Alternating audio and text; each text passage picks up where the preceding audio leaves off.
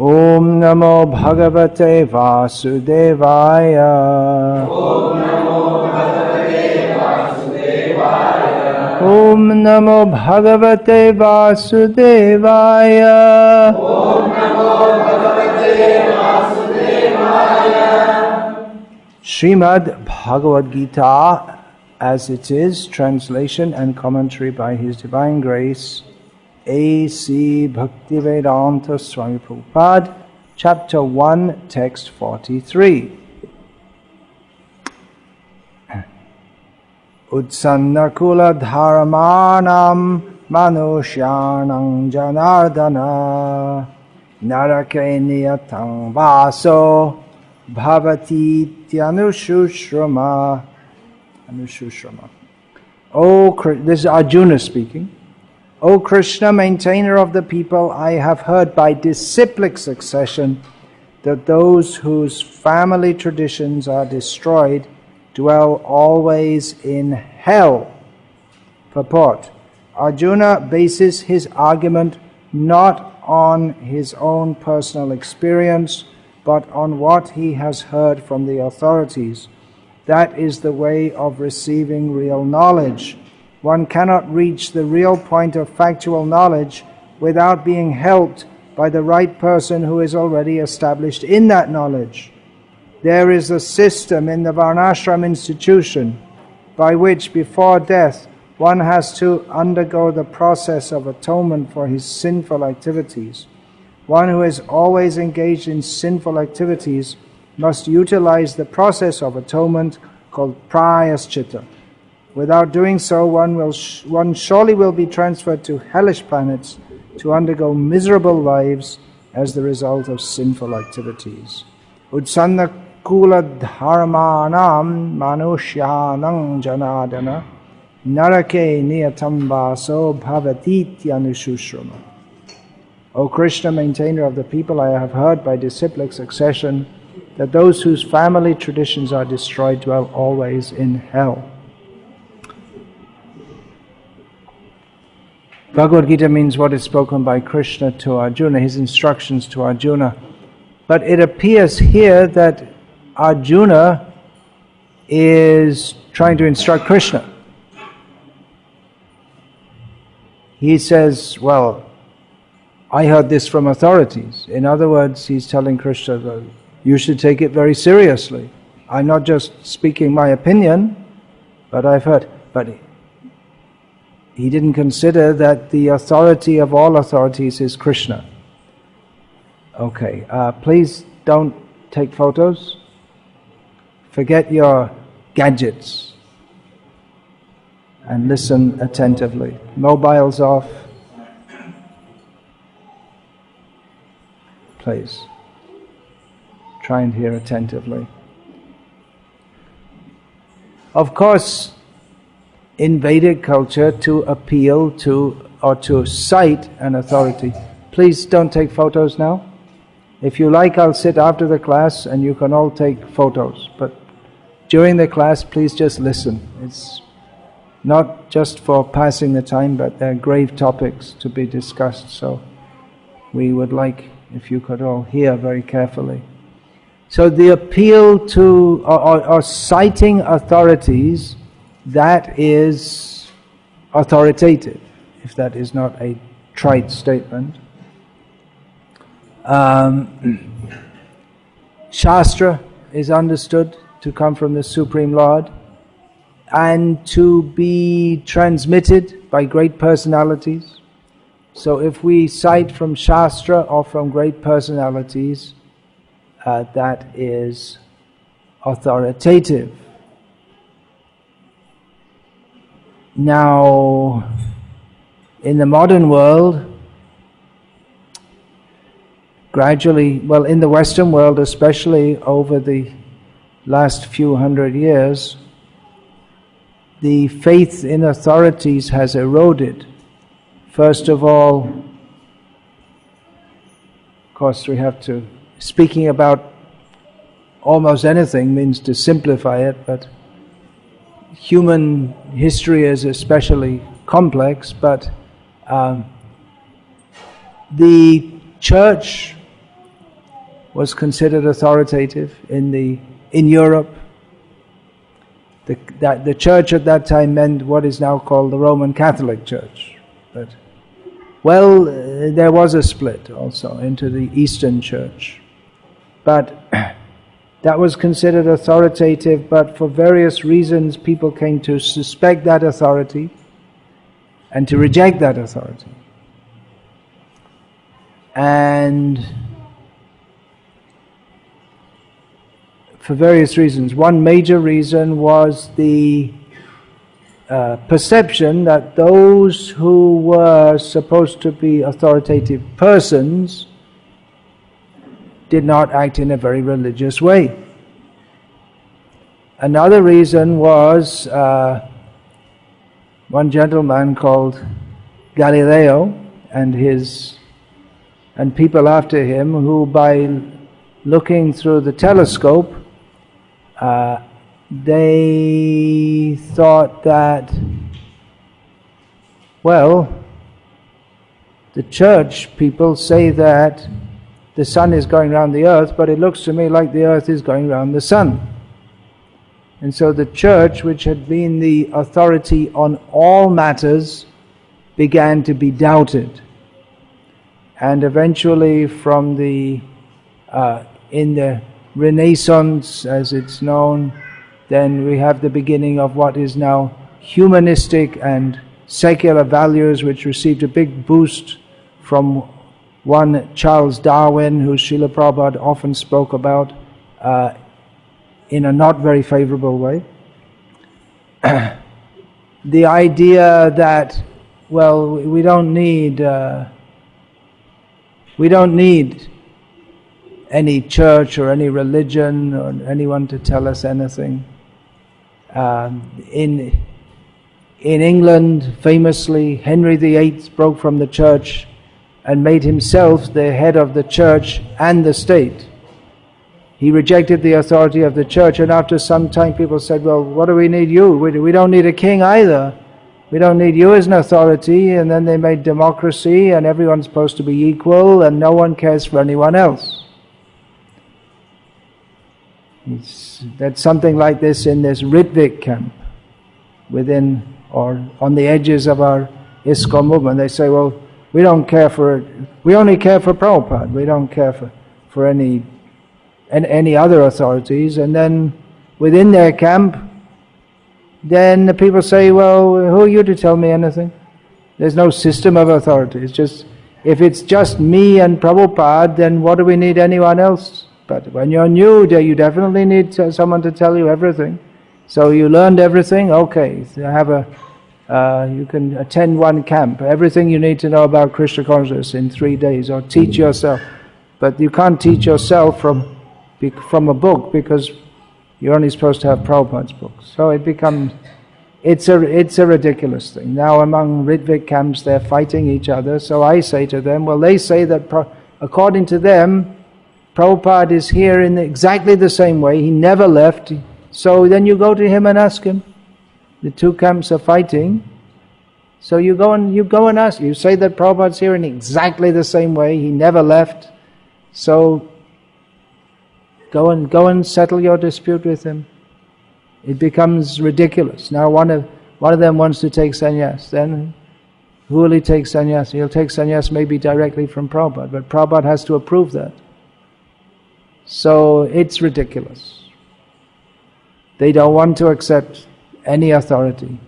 But the point we can say in the Western world, they say they're accepting the authority of Prabhupada, but not in the way that he set it up, with an institution and a movement.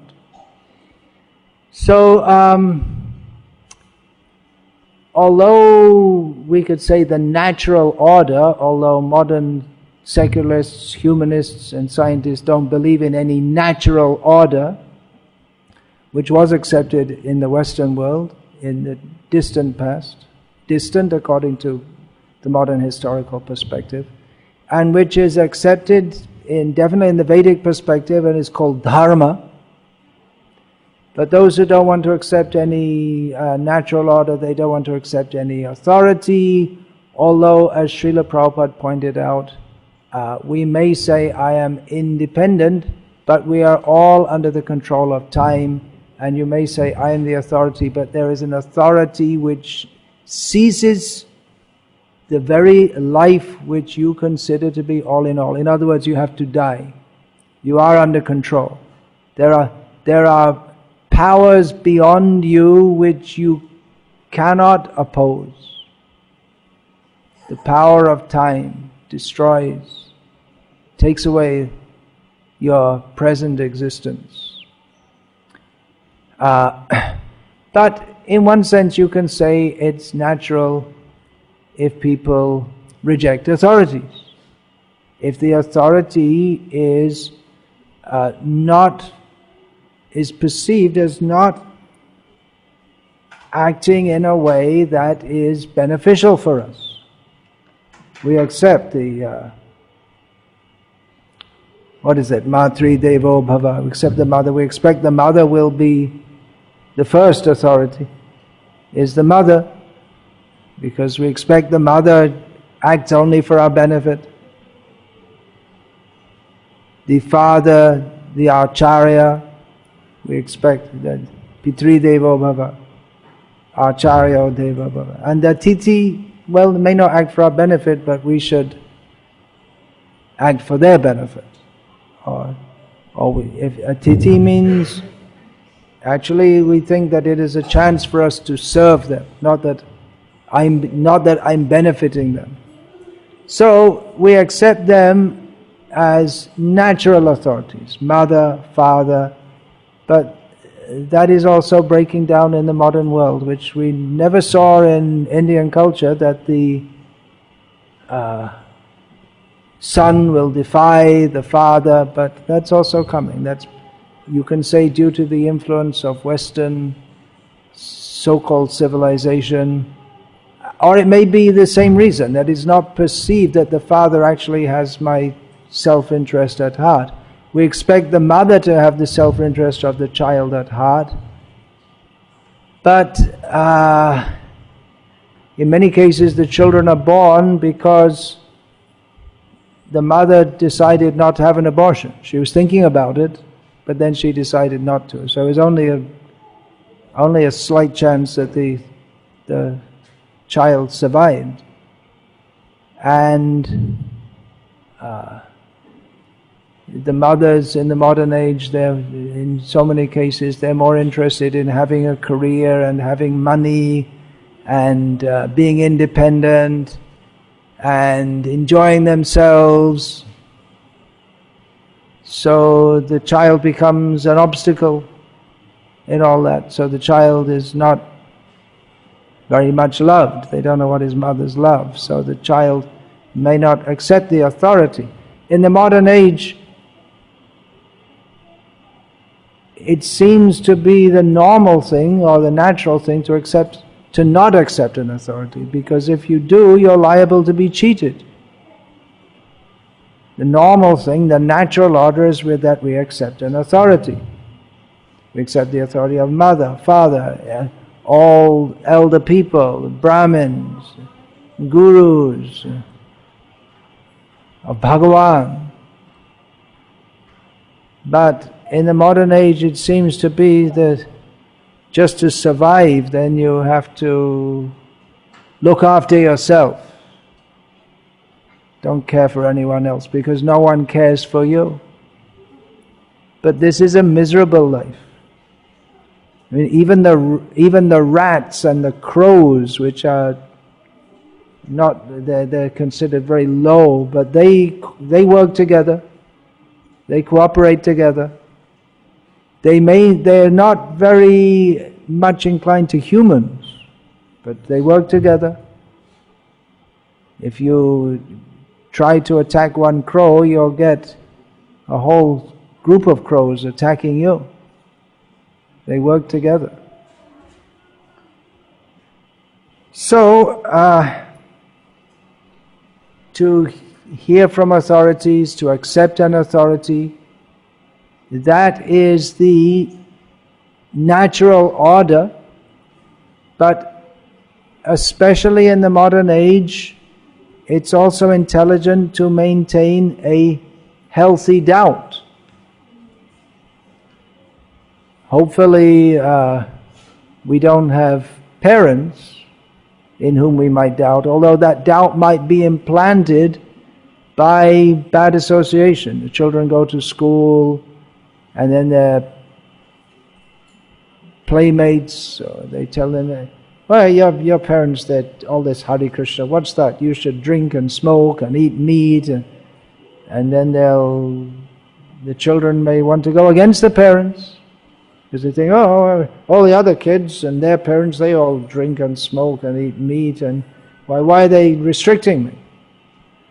So the children, even if brought up very, or as best as the parents think they can do, then the children, due to bad association, may accept some other authority.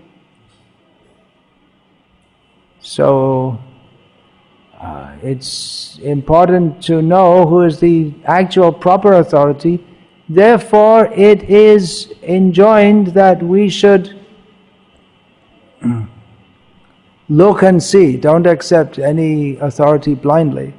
And frankly, although we don't speak about these things, I think we should speak about them more, because it is a fact of life in our ISKCON society. There has been much misuse of authority also. And those who are coming, I feel, should be made aware of that. Of course, in the internet age, anyone who floats around the internet, which means everyone who's from the newer generation and a lot from the older generation also, they can find out all these things without having to be told. But it's better, as I see it, that we tell them, and then they can get a better perspective on all these things.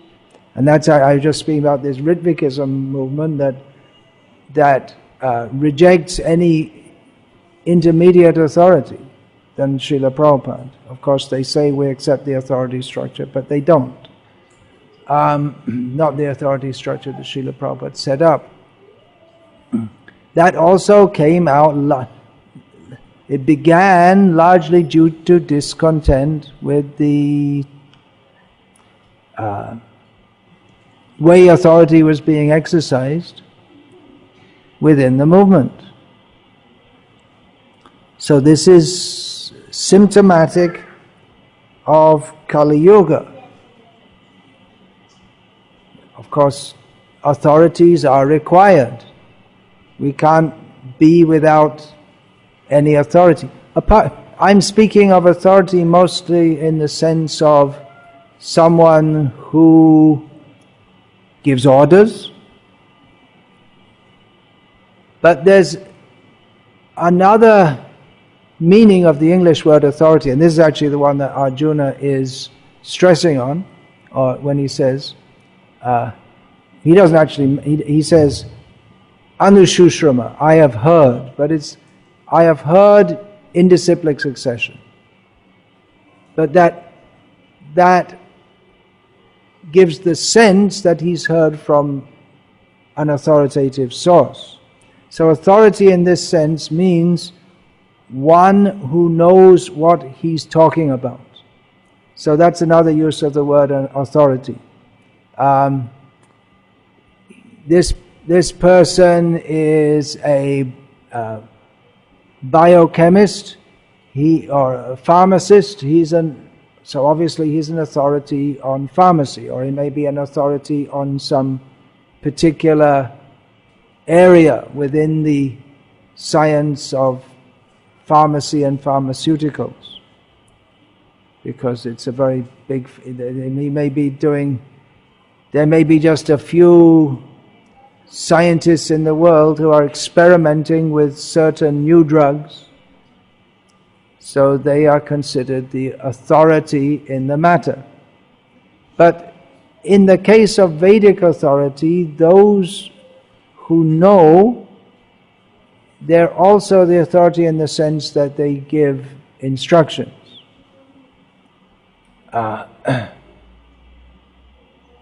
Brahmanas and Kshatriyas, especially But Brahmanas, they tend to give the guidelines which the Kshatriyas put into actions, but Kshatriyas are also supposed to know what is dharma. And they, because then they also have to be a check and balance against the Brahmanas. If the Brahmanas start saying something wrong, then the Kshatriyas, they also have to know. They're not expected to know as much detail as the Brahmanas, because the Brahmanas, they're supposed to just dedicate themselves fully to study, whereas the Kshatriyas, they're also supposed to be versed in Vedic knowledge, but they are supposed to be very active in the world and regulating the society so that it follows dharma. But they have to be knowledgeable enough to know, to have an understanding, basic understanding of what is dharma, and so that they can do that. And also, if they have some doubt in the advice of a Brahmana, then they can question him. And in such a case, the Brahmana has to, as Arjuna is purporting to do here, the Brahmana has to give evidence for what he says from Shastra or from authorities, the behavior of persons who are respected as being the embodiments of the teachings of Shastra. Because Shastra can't cover every situation, every possible situation. There are unlimited possibilities of what could happen in the world. We don't find in Shastra how one should behave if faced with such and such a person, such and such a situation in detail, because in every person is different, every situation is different. So, but from the behavior of saintly persons, we can understand, or we can deduce what we should do in some situation that we find ourselves. That's why we talk about Guru, Sadhu and Shastra. We take direction from Guru. Guru takes direction from Shastra. Everyone takes direction from Shastra. Guru gives us direction specific to our situation according to Shastra, and also both all persons, they take direction from the behavior of great saintly persons, sadhus, what they've done, how they've behaved,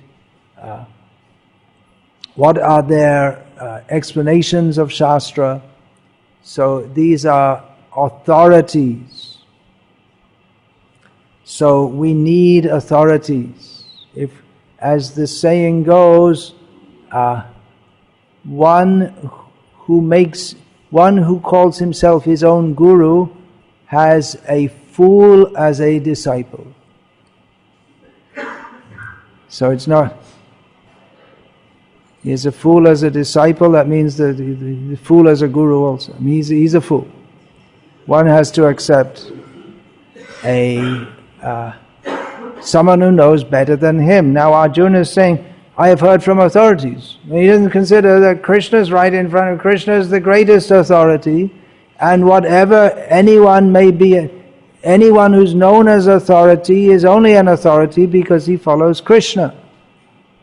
So instead of giving this whole speech to Krishna about dharma, and it's not proper to fight, and there'll be varna sangara, he could have just asked Krishna. But instead he wanted to tell Krishna. So in this way, Arjuna became a bogus guru. But Krishna was intelligent enough not to be persuaded by him. And Krishna said, I never thought about that before. Hey, okay, let's turn around the horses and gallop off the field as fast as we can. Arjuna wanted to go and meditate, and Krishna said, okay, well actually you are Nara and I'm Narayana, so let's take these quick chariot up to the Himalayas and go back and meditate.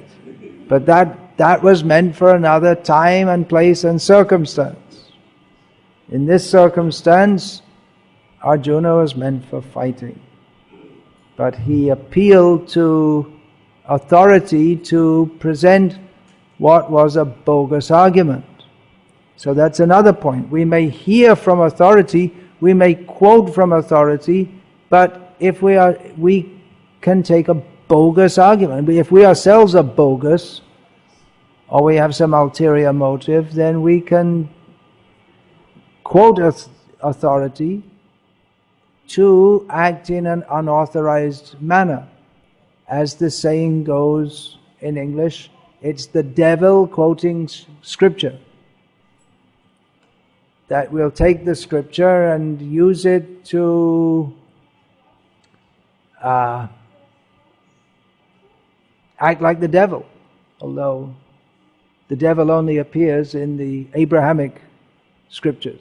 The devil in Shastra is, who's the problem? Me, myself. There's this idea in Christianity and Islam and Judaism, you blame the devil, it's all his fault. But it's all our fault. That's the actual fact. So there are so many examples of this. Many people, especially in the past, when there was lots of friction between Protestants and Catholics, they used to think that the Pope was the devil or the Antichrist, or the church itself. They reinterpreted the teachings of Scripture, just like in Islamic banks up to the present day, they're not supposed to take interest. Is that what they do? They're not supposed to take interest. Because according to the Quran, usury or making a profit on lending money, that is considered a sin. But guess what? It's the same in the Bible. Quran and the Bible are very similar, except that in the New Testament of the Bible, Jesus Christ is accepted as the Messiah, whereas not so in the Quran, but they accept Muhammad, peace be upon him, as the prophet. Otherwise, they're very similar in many ways. So it's also forbidden in Christianity. So how come it goes on rampantly in Christianity? Well, at some point, the church decided that, lending money, making interest is okay if you take a risk, if it's a business risk, if you do so. So you're not just making a profit, but you're also taking a business risk. And then it goes on fully. They made a little compromise there. So practically usury, it became no longer sinful by redefining it. So there are various ways in which we can quote the authority, but really our own purpose is to do what we want to do.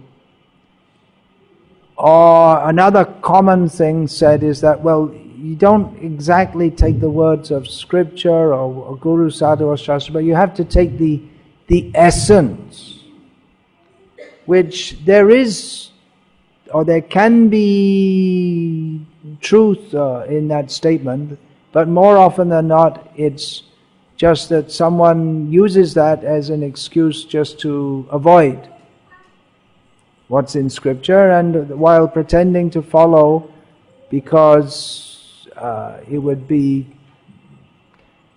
undiplomatic to not do so, one actually doesn't follow.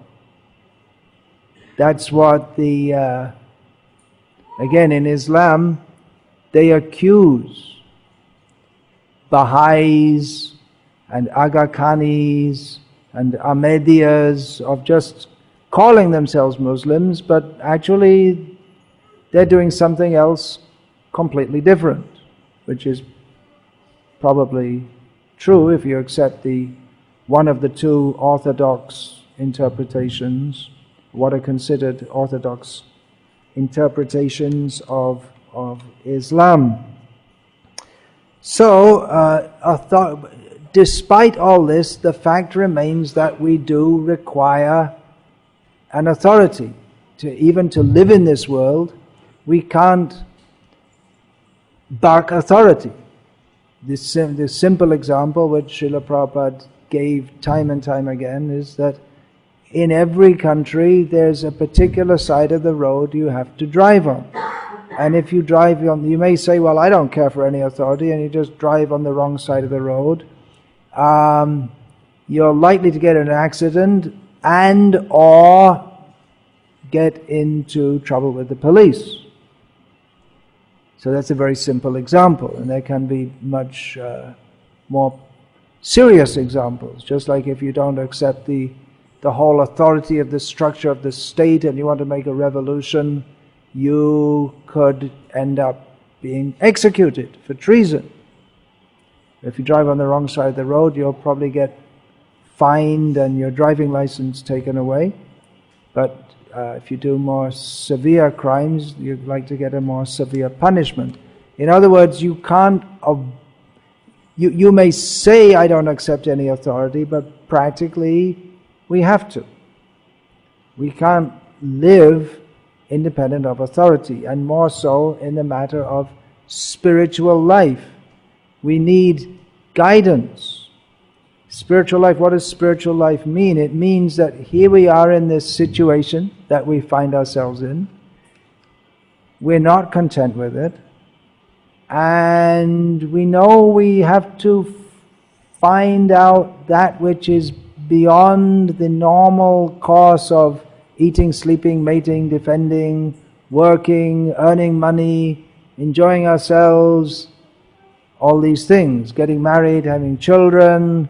We feel there's something more, there's something beyond, but we can't find that without some guidance. Now some people say, well, you don't have to take any guidance, you just meditate and look inside yourself and you'll find everything there.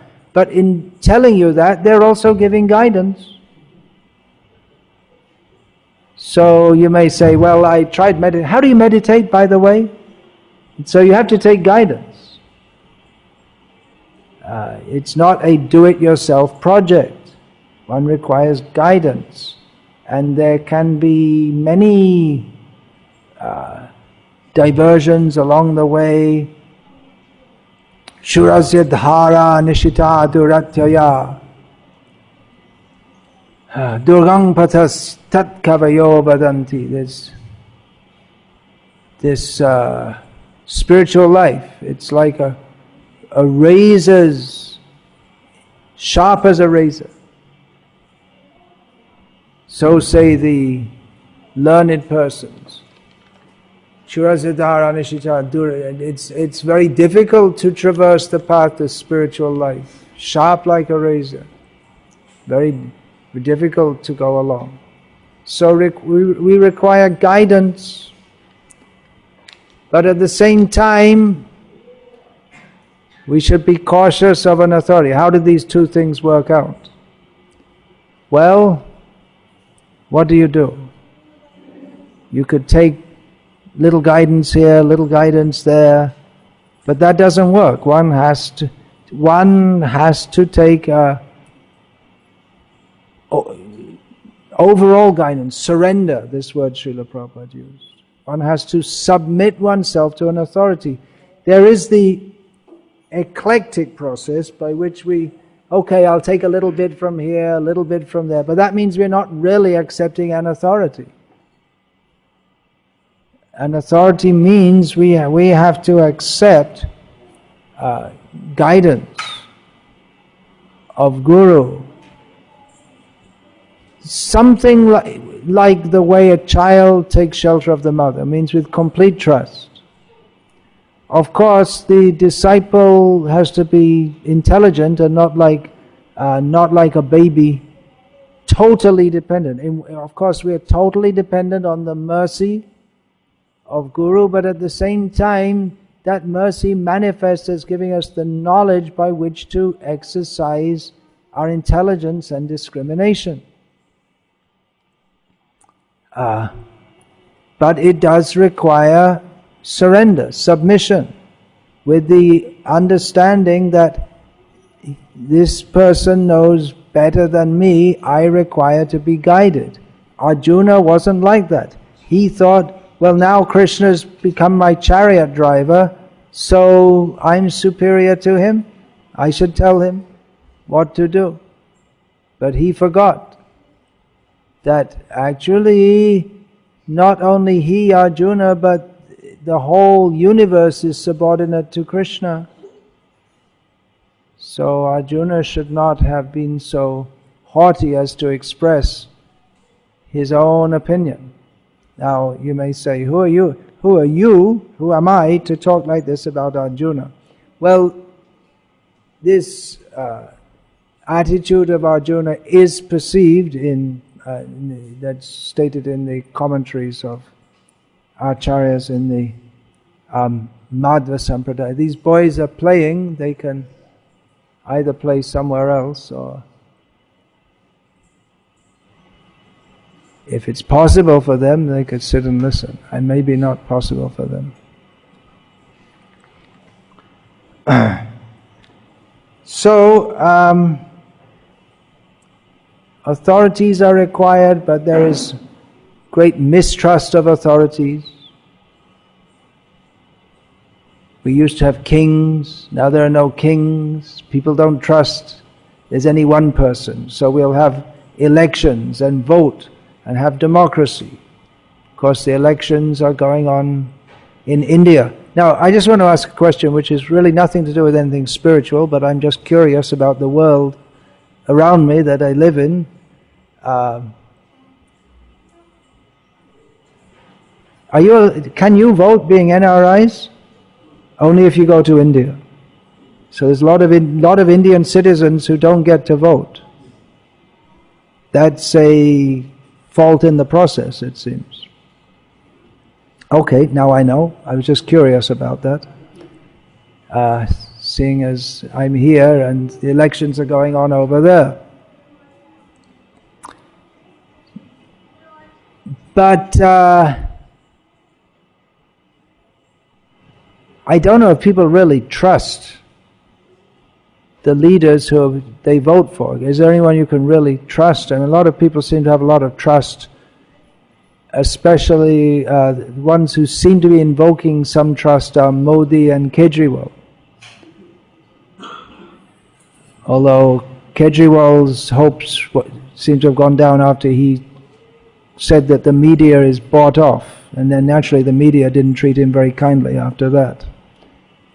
So, but can you really trust that the politicians are really acting for the benefit of the country? It used to be said in India, the politicians used to come and say, I'm doing this as seva. But no one, seva is translated as service, but the word seva, it actually, the English word service and the Indian word seva are not exactly the same. Seva means that you do it you serve out of a sense of duty and respect and selflessly. So when the politicians come and said that actually I'm doing this for seva, no one believed them. They know if you're a politician, you're doing it for your own personal benefit. That's generally thought of like that. So who can trust? That's why we find in America, when they have presidential elections, hardly half the electorate vote. Most of them vote with their feet, as they say. They're not satisfied with the whole process. They don't think that... Actually, this was... there was an advertisement put, I believe that was during Nixon's election time. During the presidential elections in America, this would be back in the 1970s, that Nixon, the opposing party, the Democrats, they ran a TV advertisement showing his picture saying, "Would you buy a used car from this man?" The idea is that second-hand car dealers, they cheat you. They tell you, yeah, this car's great, it's got all this and that, and then you drive it home and you find after After driving it for 20 minutes, you find out that the chassis is held together with rubber bands. And it's a lemon, as they say. So in other words, the idea is if you wouldn't buy a used car from this man, why would you want him to be the president of the country? That's the idea. And actually, he got the name, I believe, even before the Watergate revelations, he got the name Tricky Dicky.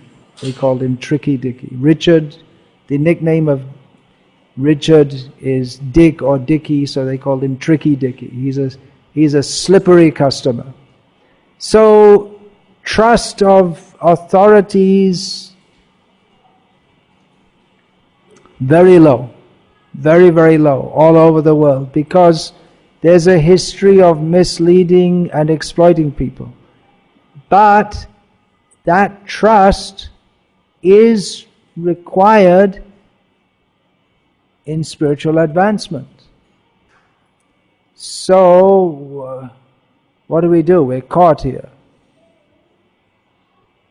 Therefore, Shastra says that we should very carefully assess before accepting anyone as a spiritual authority. If we're very serious about spiritual life, we shall do so, because we have to submit. To be accepting is good, that is required. If one is always rebellious, no, I don't. If we go against everything that the authority says, then we don't have any authority, then we're on our own. But we require to accept authority. So Shastra says that we should judge very carefully. And Hari Bhakti Vilas says the prospective disciple should see the character and the teachings of the Guru for at least 1 year. And another place in Hari Bhakti Vilas, quoting from another Shastra, says for 3 years. And the Guru is also supposed to test the disciple. But there are many wrong ideas about spiritual life, that spiritual life, it's all arranged by God, and of course that is there, but if we are not sincere, then, as Srila Prabhupada often said, if we want to be cheated, Krishna will arrange a cheater for us. So, Krishna arranges for us by giving us shastric directions, which are conveyed in parampara. Arjuna had heard from authorities, but it's vague. Bhavatityanu Shushrama. I've heard from authorities, but who is your authority, Arjuna? Who is your specific authority? You may say, well, it says in Shastra like this and that, but we require a specific authority.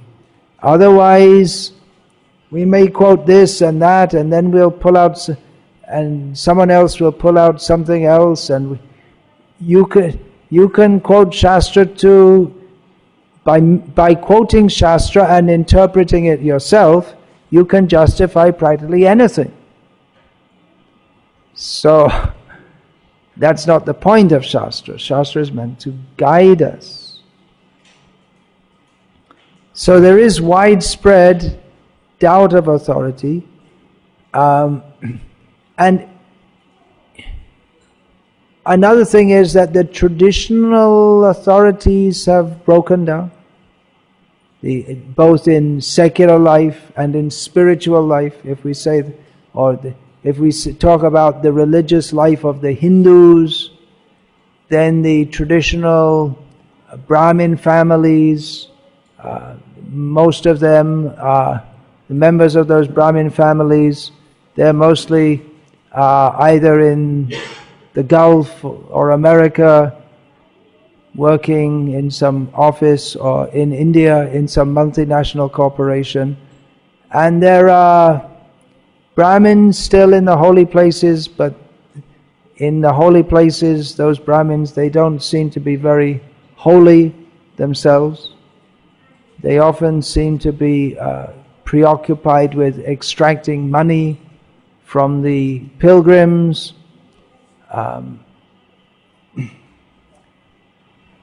Now with the Hum Do Hamare Do running into its third generation or so, and the sending the children to school, so there aren't enough Brahmins to even be the priests in the temples, even if they wanted to be. In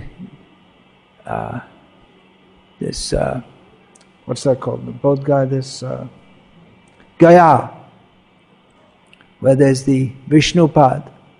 So such a lack of Brahmins, then the Brahmins there are putting their sons, even 5 and 6 year old sons, to do the job so they don't miss any of the during the busy times, so that they don't miss any of the income or the opportunity to serve the people coming, as they might put it. They have their children in there also, although a 5-year-old boy, it's not expected that he can know very much of what to do.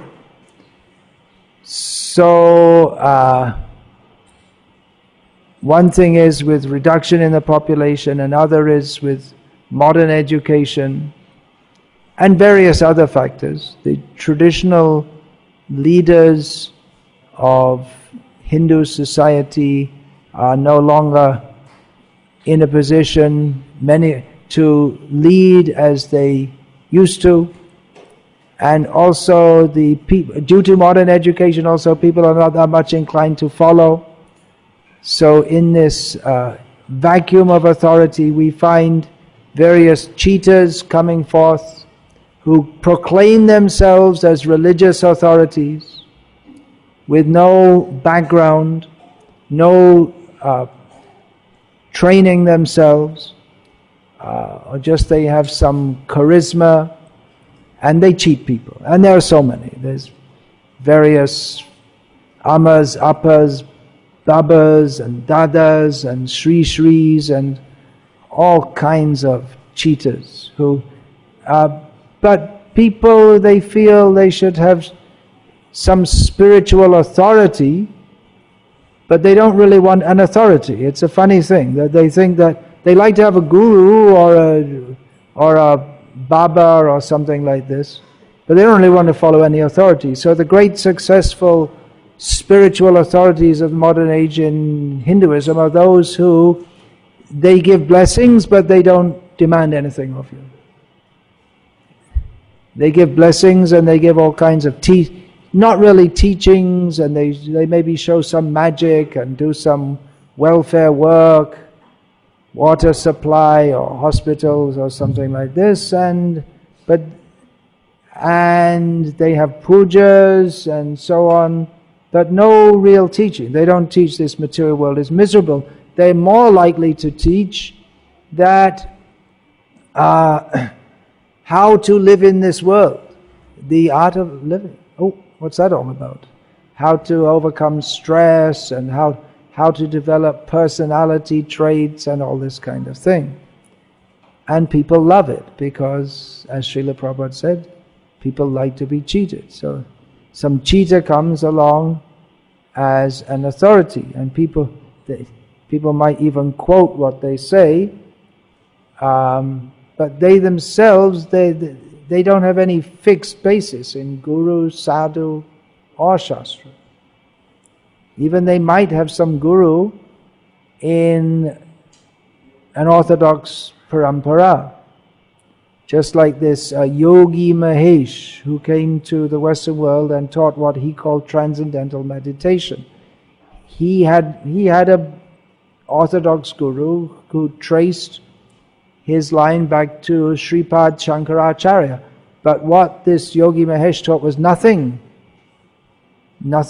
of what he was taught.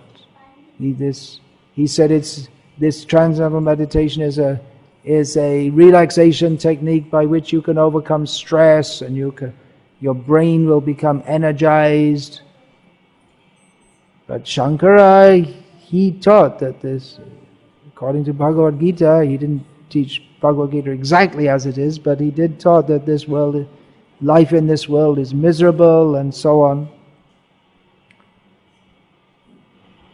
So, we require spiritual authorities. People are very confused. I was just in Rishikesh. How long ago? 2 days ago? 2 days ago I was there. So there's so many Western people come there to search out for sadhus. I spoke with some of them. I told them that if you really want spiritual life, you have to be very sincere to understand what is the truth, and you have to accept discipline. You can't, just by wandering around and saying Jai Gange and imitating the sadhus smoking ganja, you're not going to get enlightenment. You have to be very serious, and you have to be disciplined, but they're not serious. They in their own mind they're serious enough to come all the way to India, but they're looking for some sophisticated cheating. That's all. If we tell people you have to accept discipline, you have to accept authority, they're not very eager for this, but that is required. Actually, what happens is when there's breakdown of authority in society, then generally another authority becomes established, because people need authorities. People say that, well, I don't accept any authority, but then they read books of others. In spiritual life, that's a very common thing in the West now. People say, I'm not religious, but I'm spiritual. Means I don't accept any religion, I don't accept any fixed guidance or teachings, but I'm very spiritual. And people like that, they like to read different books.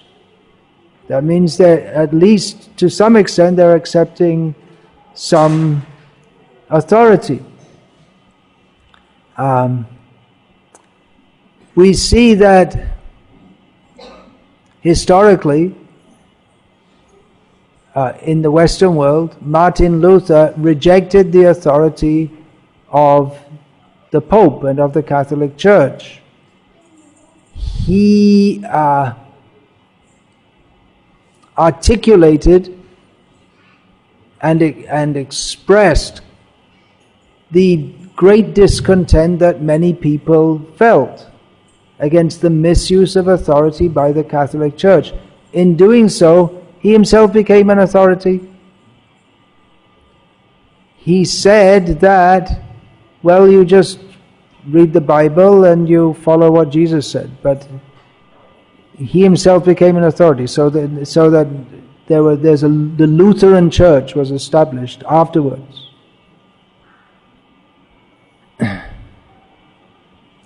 Because if you are to follow the Bible and follow Jesus without the church, then, well, how do you do it exactly? You need someone to guide you. So a time of confusion, and certainly the world is confused at the present time, is also a time of opportunity for establishing what is the actual fact. One reason that Chaitanya Mahaprabhu was successful in spreading Krishna consciousness, we may say, well, he's the Supreme Personality of Godhead, but he was acting to a large extent as a human being. He didn't go around showing a lot of miracles, as Jesus is purported to do. Although actually there were plenty of miracle workers in the ancient world. In fact, in the Roman Empire, there was a lot of opposition to Christianity, and Because they had their own miracle worker, and he said, our miracle worker is a bigger miracle worker than your miracle worker. He does better miracles. But he didn't claim to be God. So why do you claim Jesus to be God? So Chaitanya Mahaprabhu, although certainly most ecstatic, he presented himself largely as a human being.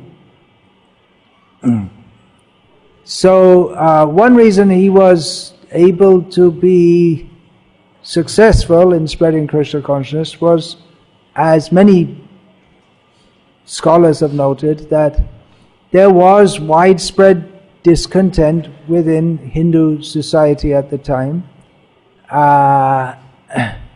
The rumblings of caste discontent, which has been rumbling on and on for hundreds of years since, that was there. The fact that someone of lower caste could convert to Islam was very dangerous for the whole edifice of Hinduism. So Chaitanya Mahaprabhu, by teaching that Nicha Jati Nahe Krishna Bhajanera Yoga, those who are from a lower birth, they're not disqualified from worshipping Krishna. So that is a fact. It wasn't that Chaitanya Mahaprabhu said it to get a following, but that teaching particularly appealed to many people who didn't want to be subjected to injustice in the name of caste, but at the same time they didn't want to give up the whole Vedic tradition and become beefeaters. So Chaitanya Mahaprabhu provided an opportunity. Of course, there are many other factors also. The fact that Krishna consciousness is blissful.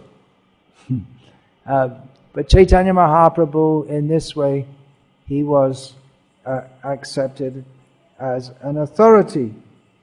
Srila Prabhupada also, I've heard it said that Krishna arranged the hippie movement for him to, because the hippie movement means there were many young and mostly intelligent people, mostly from middle class background, and more intelligent than the average, who became hippies due to a great discontent with society at that time. They rejected the materialism of their parents and adopted a quasi-spiritual kind of materialism of their own, which they imagined to be not materialistic.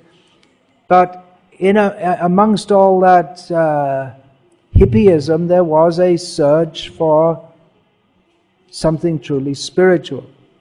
And so Srila Prabhupada was able to, it was an opportunity for spreading Krishna consciousness very widely.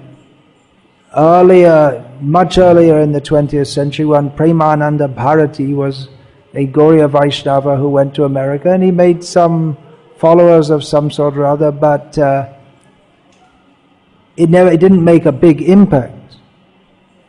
Srila Bhaktisiddhanta Saraswati Thakur sent disciples to England in the 1930s, and they made some impression, but they weren't able to make a big impact because,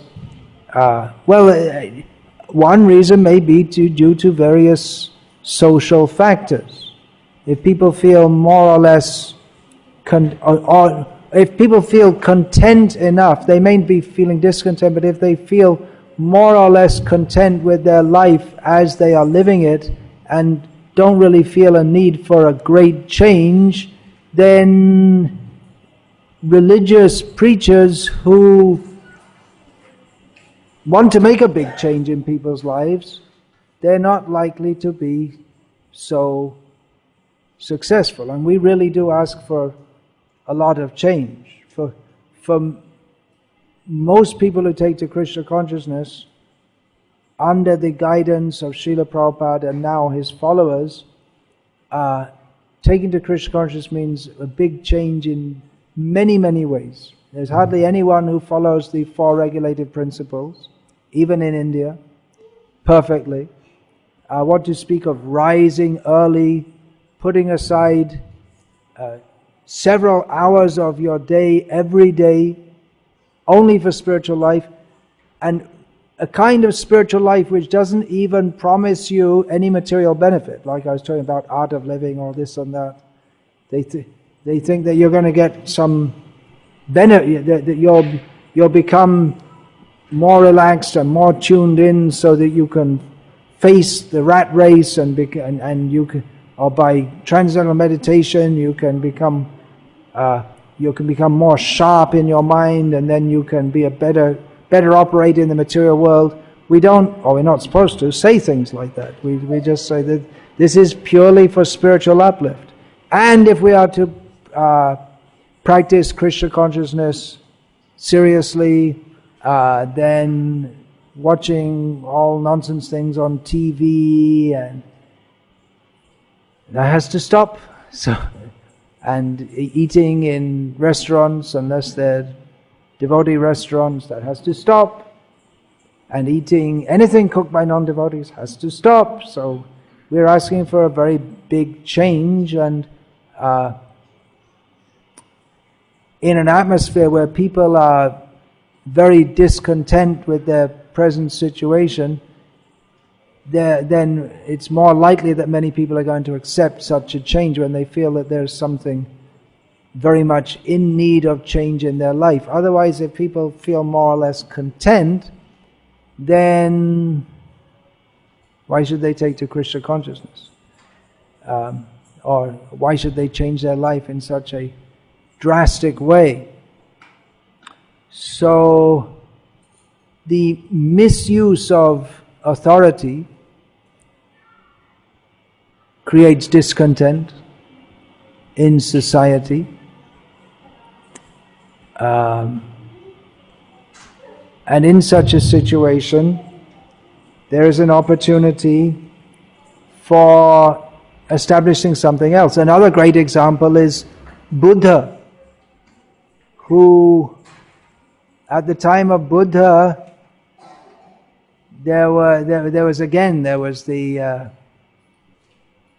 rigid caste system, which disallowed people from lower caste to have any spiritual experience of their own. They could only go through the Brahmins.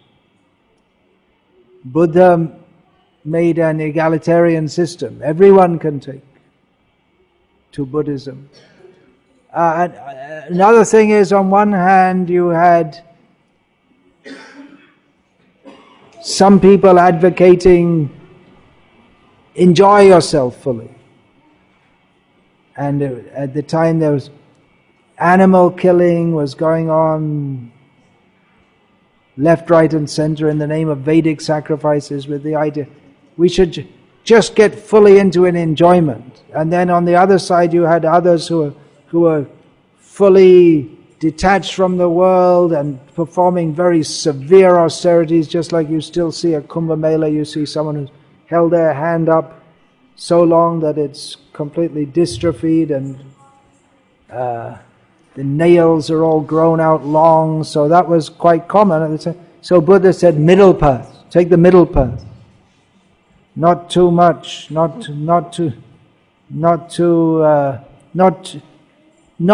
total denial and torture of the body, and not indulgence of the body. So his teaching struck a chord with many people who felt that there was something wrong.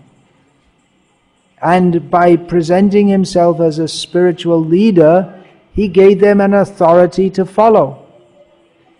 That, okay, here's Tathagata, the one who's gone there, the Buddha, he's self-realized.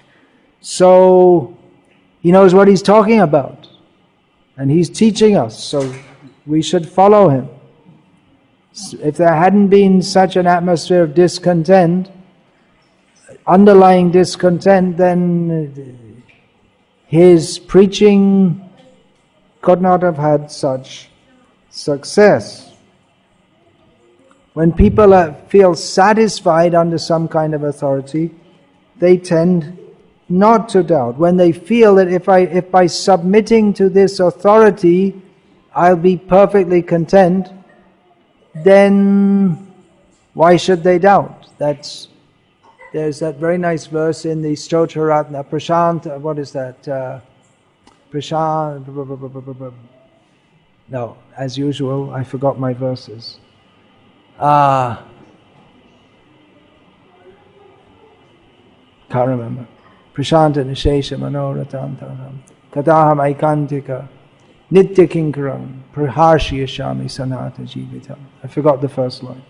Anyway, Yamuna Acharya prays to Lord Vishnu that when will that day come when I feel fully satisfied by fully submitting myself to you? As a maintained person. You are the master, I am the servant. I'll be fully satisfied in that relationship and given up all material desires, all material attachments. So he prays like that. If people feel I'm fully satisfied in this, then why should they go to anything else?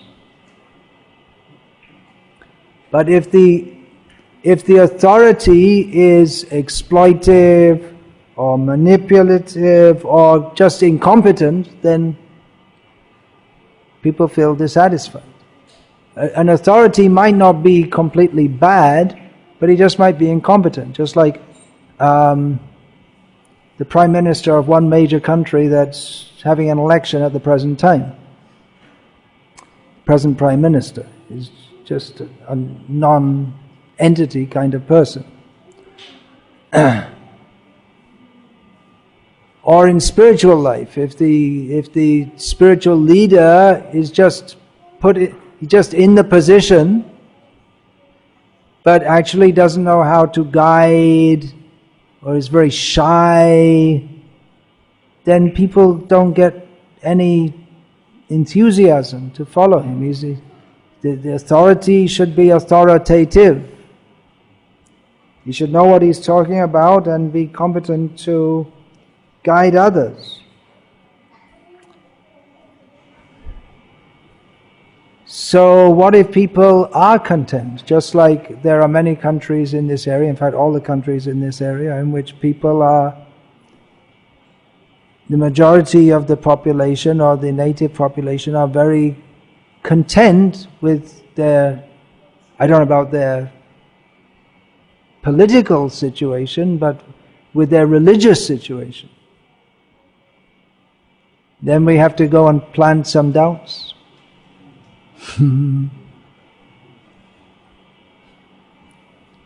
Actually, even with their religious situation, then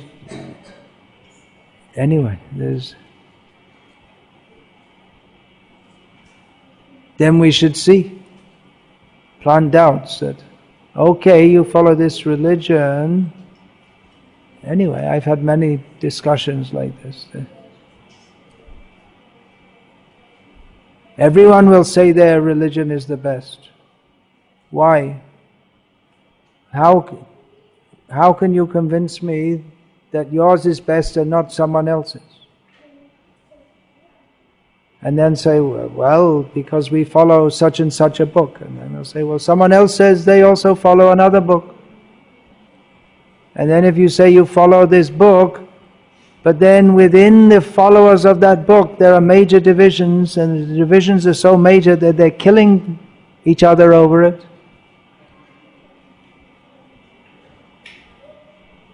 So in this way we should plant doubts. Why is that?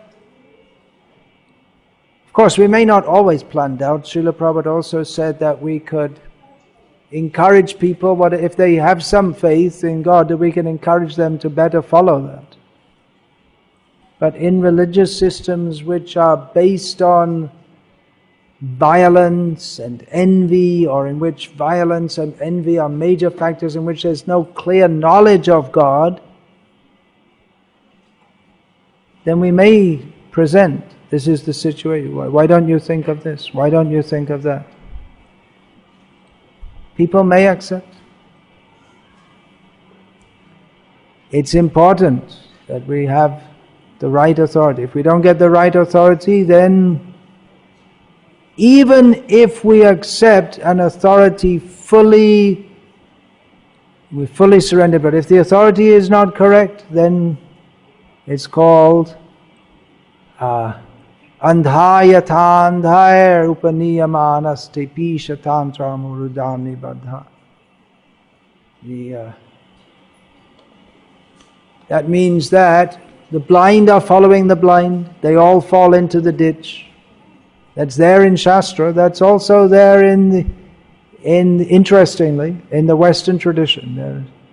There are famous paintings of the blind following the blind, holding on and all falling down into the ditch. So by following the blind, if a blind man, he takes shelter of another blind man, or the other blind man says, yes, I can see, I can show you where to go. But he's also blind. So they all fall down together. They all fall down into the ditch. The blind man who's leading might even think that he can see. Maybe he sees some light within his eyes, or he's simply, or whatever. But he's cheating. So we should accept authority. We have to accept authority if we are to make spiritual advancement. We can't find our own way.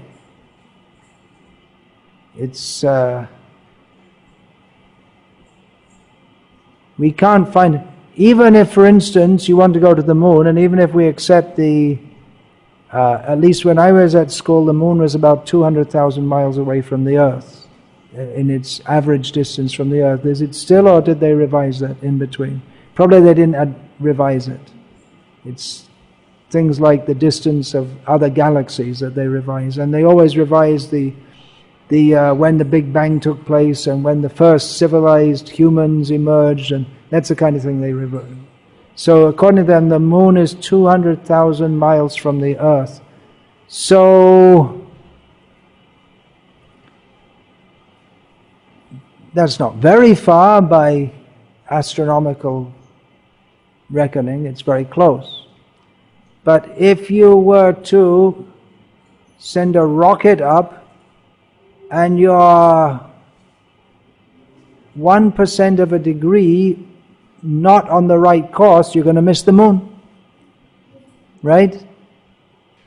Which makes me wonder how they went to the moon with using such a gross rocket. I mean, practically it's just like a firework. These rockets that they send into space, it's basically a firework. The same kind of fireworks that people use on Diwali. It's a very gross kind of instrument, and back in the 1960s, the computer technology they had was less sophisticated than you have in your iPhone today. So anyway, that's another point. But if you're slightly off, you're going to miss the target. So we better get right on target. We require an authority who is right on target. Otherwise, if there's a little deviation, then we're likely to inherit that deviation. Then we go off. So therefore, Srila Prabhupada was so insistent. Don't change, don't deviate, don't speculate. Of course, in this world, things are always changing, and we have to change with it. To some extent. Just like, for instance, in the early days of ISKCON, the early devotees, they used to send all their clothes to the laundry. They'd have the outside laundry. You must have that here also, right? The laundry where you put the coin in. Do you have that here? No. People do it themselves. Yeah, all right. You know what I'm talking about. So devotees used to, that's a necessity, because even if you washed it yourself, there's no place to dry it. And if there is a place to dry it, I used to see this. My mother would put the cloth out to dry in the backyard, and within 1 hour it would be ice. It would just all become like ice. So you have to go to the laundry, and we throw all the clothes in, then it would all come back, and then they're just, okay, now I need a shirt, a dhoti, put it on, kopin, all mixed up. No one had any clothes. And you get one sock and another sock from another pair. Should we still do that in ISKCON? Because we want to do it the way we did it when Prabhupada was here. No, I don't think so. I don't think so. The world is changing, always. We have to change with it, but we have to maintain the basic principles. And here very carefully, from Srila Prabhupada and from his representatives, those who represent him, so that we don't deviate or speculate, because if we do change things, then it might be more acceptable. Just like yogi, well, we may get many followers, like this Yogi Mahesh. He comes from an orthodox parampara. I didn't say a bona fide parampara, I said an orthodox parampara. Mayavad parampara. But he changed so many things that what he was teaching was unrecognizable from the original thing. There are so many examples. Anyway, I won't go into that. Enough. About Bhaktisiddhanta Saraswati Thakur, there were many people who used to say that he's so strict. If he just changed things a little bit and relaxed a little bit and just blended in with people a little bit, he would be accepted by everyone as the leader of the whole Gauriya world. But he wasn't interested.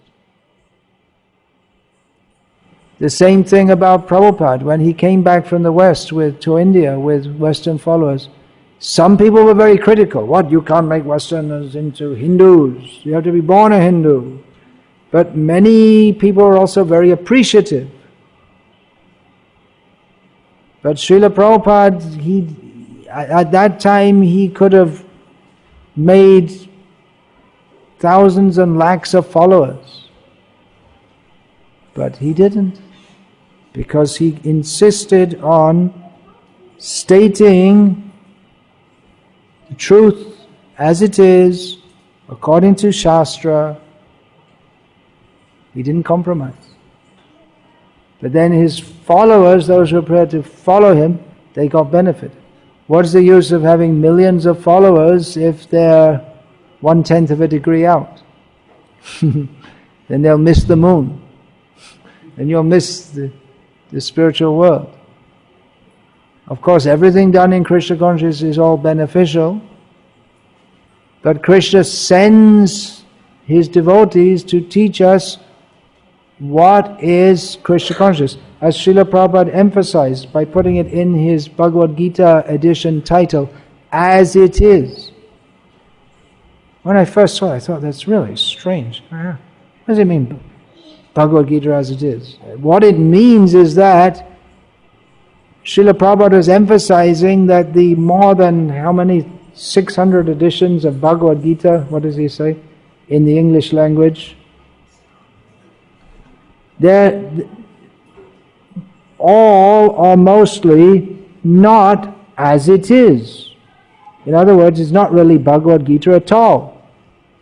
It's not that when Srila Prabhupada translated Bhagavad Gita that there weren't any editions in the Western world. I'm just seeing, where is that? In the introduction or the preface?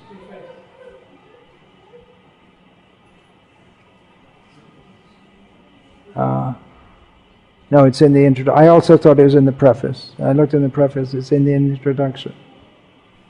Of course, in America, Srila Prabhupada writes, of course, there are many commentaries in English on the Bhagavad Gita, and one may question the necessity for another one. This present edition can be explained in the following way. Recently, an American lady asked me to recommend an English translation of Bhagavad Gita. Of course, in America, there are so many editions of Bhagavad Gita available in English, but as far as I have seen, not only in America, but also in India, none of them can strictly said to be authoritative. I've been speaking about authority here, because in almost every one of them, the commentator has expressed his own opinions without touching the spirit of Bhagavad Gita as it is. Which then you might ask, well, what is the spirit of Bhagavad Gita as it is? And Srila Prabhupada goes on to explain. The spirit of Bhagavad Gita is mentioned in Bhagavad Gita itself. It is just like this. If we want to take a particular medicine, then we have to follow the directions written on the label. We cannot take the medicine according to our own whim or on the direction of a friend. It must be taken according to the direction on the label or the directions given by a physician. Similarly, Bhagavad Gita should be taken or accepted as it is directed by the speaker himself. The speaker of Bhagavad Gita is Lord Sri Krishna. He is mentioned on every page of Bhagavad Gita as the Supreme Personality of Godhead, Bhagavan. So Bhagavad Gita is authoritative because it is spoken by the Supreme Authority, Bhagavan. But if we present it according to our own opinion instead of according to what Bhagavan wants to say, then it becomes non-authoritative. So Srila Prabhupada put this title, Bhagavad Gita as it is. This is what Krishna wants to communicate to us, not what someone else wants to communicate to us, taking the name of Bhagavad Gita. So we should be very careful to take it as it is. If we take it as it is, we achieve all perfection. If we take it in any other way, we're likely to be deviated. So this topic of authority, essential, we must accept authority. But then we have to do so fully, not just making a show of accepting some authority. We have to find out the authority that will properly guide us. It's a very difficult age, Kali Yuga, in every way. Those who are fortunate, they, in the midst of all this darkness of Kali Yuga, they will be delivered. Those who are unfortunate, they make some progress. But in Kali Yuga, if one is not strictly following Krishna consciousness, it's very difficult to be free even from sinful activities. Hare Krishna. Well, yeah, it's a big topic and could be elaborated on more and more, but I think I'm already over time. So I'll finish here. Hare Krishna.